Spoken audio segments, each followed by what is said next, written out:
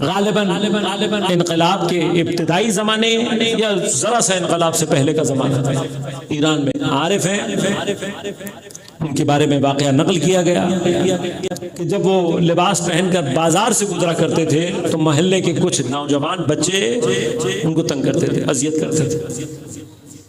جب وہ بچے اذیت کرتے تھے تو وہ ان کو کچھ نہیں کہتے تھے، مسکرا کے دیکھتے رہتے۔ اور جب بازار سے رد ہو کر اپنے گھر کے تقریباً دروازے پر پہنچ جاتے، بچے کافی دور ہوتے، تو دروازے کے بعد گھر میں داخل ہونے سے پہلے وہیں سے مڑ کر دو چار باتیں ان کو سناتے اور گھر میں چلے جاتے۔ اب ان کا ایک چاہنے والا جانتا تھا کہ یہ عارف ہیں، عالم ہیں، لیکن اس کو یہ سمجھ میں نہیں آتا تھا کہ یہ کرتے کیا ہیں۔ یہ وہ جانتا ہے کہ یہ کام وہ ڈر کے مارے نہیں کر رہے۔ ہمارے ہاں جیسے ہوتا ہے نا کہ جب کوئی دور چلا جاتا ہے تو شور مچانا شروع کرتے تھے، سامنے نہیں بولتے، جب کوئی دور چلا جاتا ہے تو شور مچاتے۔ اب اس کو یہ پتا ہے کہ یہ معاملہ یہ والا نہیں ہے۔ ایک دن اس نے جا کر پوچھ لیا، اس نے کہا قبلہ مجھے نہیں سمجھ میں آیا، اگر آپ نے ان بچوں کو کچھ کہنا ہے تو آپ ان کے سامنے کیوں نہیں کہتے؟ اور اگر نہیں کہنا تو کہتے ہی کیوں؟ یہاں دروازے پر آ کر کیوں کہتے ہیں؟ اگر آپ نے کہنا ہی ہے ان کو کچھ تو ان کے سامنے کہیں، نہیں کہنا تو مت کہیں۔ دور آ کر اپنے گھر کے دروازے پر پلٹ کر کچھ کہہ کر اور چلے جاتے ہیں۔ تو مسکرا کر کہنے لگے، کہنے لگے مجھے پتا ہے ان بچوں کے دل پاک ہیں، دل صاف ہے ان کے، یہ ہمیں جانتے پہچانتے نہیں ہیں، ان کو بتایا نہیں گیا ہے، یا بتایا بھی گیا تو غلط بتایا گیا ہے، ورنہ ان کے دل پاک ہیں، یہ دین دشمن نہیں ہے، یہ خدا دشمن نہیں ہے، جوان ہے، دل پاک ہے ان کے۔ قبلہ اگر دل پاک ہے تو پھر آپ اپنے گھر کے دروازے پہ کھڑے ہو کر کیوں بولتے ہیں؟ کہنے لگے اگر میں کچھ کہے بغیر چلا جاؤں گا تو میرا اور ان کا اکاؤنٹ بند ہو جائے گا، خدا کا اور ان کا اکاؤنٹ اوپن ہو جائے گا۔ یہ بڑا عجیب و غریب مسئلہ ہے۔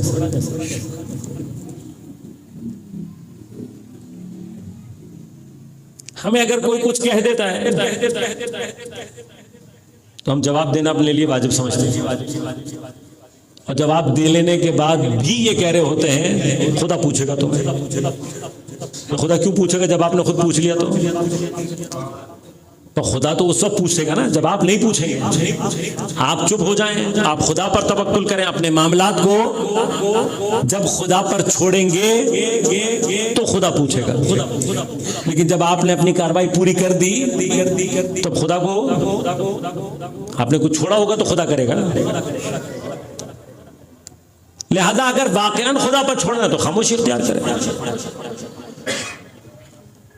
بالعکس بھی ہے، اگر ہم کسی کو کچھ کہہ دیتے ہیں اور وہ خاموشی سے چلا گیا تو ہم بڑے خوش ہوتے ہیں کہ دیکھا کیسا چپ کرایا میں نے، بول نہیں سکا میرے آگے۔ اور آپ کو یہ نہیں پتا کہ اگر وہ خاموشی سے چلا گیا ہے اپنا تو اکاؤنٹ اس نے بند کر دیا ہے، آپ کا معاملہ خدا کے ساتھ کھول دیا۔ لہذا خاص طور پر مومنین کے ساتھ معاملات کے اندر خیال کریں۔ اگر کوئی مومن خاموشی سے چلا گیا اور آپ کا معاملہ اس نے خدا کے ساتھ کھول دیا تو خدا اپنے حق معاف کر دیتا ہے، بندوں کے حق معاف، اپنے حق میں رعایت کر لے گا، اپنے بندوں کے حق میں رعایت نہیں کرتا۔ اور یہیں سے ایک مسئلہ ہمارے لیے تاریخ میں اور بھی حل ہوتا ہے۔ عام طور پہ بچے سوال کرتے ہیں کہ جب فدق اہل بیت کا حق تھا اور بعض مقامات پر اہل بیت کو اتھارٹی مل بھی گئی تھی تو اپنا حق واپس کیوں نہیں لیا؟ ایک جواب پاسبل جو ہو سکتا ہے وہ کیا ہے، جس نے حق غصب کیا تھا اس کی ذمہ داری ہے پلٹانا،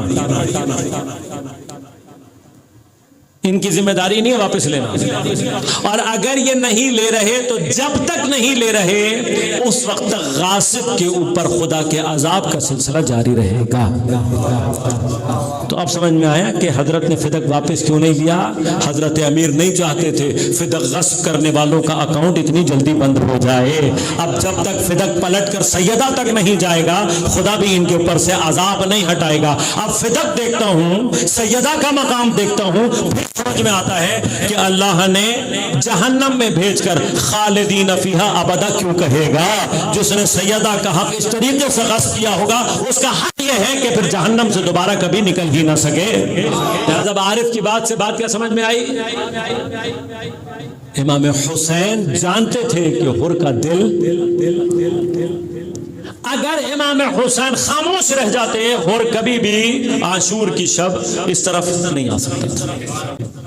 لہذا جو جسارت اس نے امام حسین کے ساتھ کی تھی، امام حسین نے ایک جملے میں حر کے ساتھ اپنا معاملہ کلیئر کر دیا، لیکن ایک ہی وقت میں حر کے لیے دوسرا امتحان سامنے آ گیا۔ حسین نے کہہ دیا ہے سکولت کا امک، حر سر سے لے کر پیر تک زمین پر کانپ گیا۔ حر شجاع ہے، جری ہے، بہادر ہے، ایسے ہی سپہ سالار بنا کر نہیں بھیجا گیا ہے، کوفہ کے شجاع ترین افراد میں نام آتا ہے۔